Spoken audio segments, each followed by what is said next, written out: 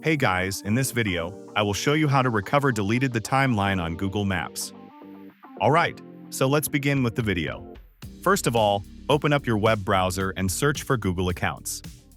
After that, click on the first link and you will be on official page of Google accounts.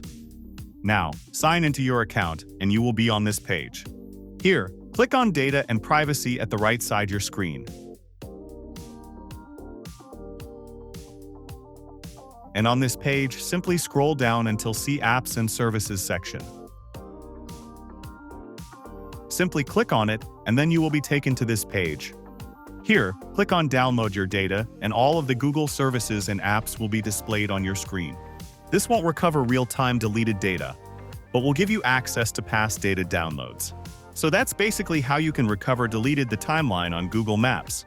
So that's all for this video. Consider subscribing if you find it helpful, and I'll catch you in the next one. Thanks.